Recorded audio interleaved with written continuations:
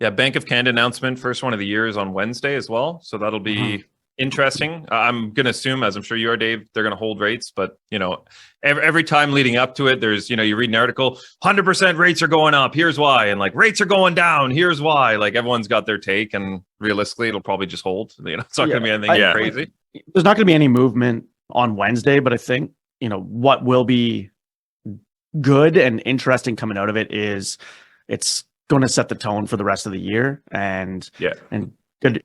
Our boy Tiff is going to have to, in that release is going to basically set the tone for the year where like they're seeing the economy and kind of give that forward looking, not necessarily prediction or anything like that, but at least in that sentiment of that beginning of the year announcement. Again, we've said it before, and most economists or, all economists and banks don't anticipate anything until mid-year, being that, April or June timeframe. But what I have been seeing this past weekend is there was a lot of articles come out in the Globe, in the Financial Post, about the major banks dropping their rates, their fixed rates.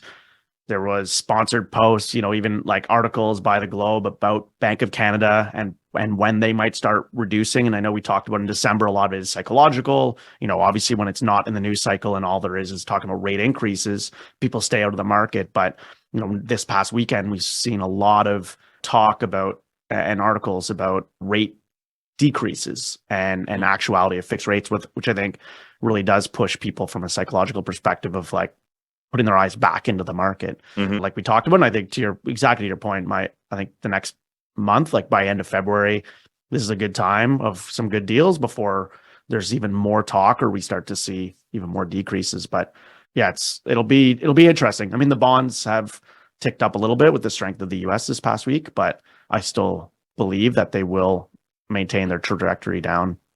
Yeah, I think the same. And I think, we said this in our prediction show at the beginning of the year, but I think February, March is really going to be for as far as like transactions, I think it's going to be extremely busy with closings happening May and June.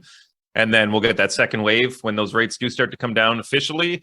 And there's a lot more. We're kind of, being in the industry and having our finger more on the pulse. We're probably, 3 to 6 months ahead of where the actual general public is from a, information standpoint and what's being portrayed, as you said, Dave, from like headlines and so on.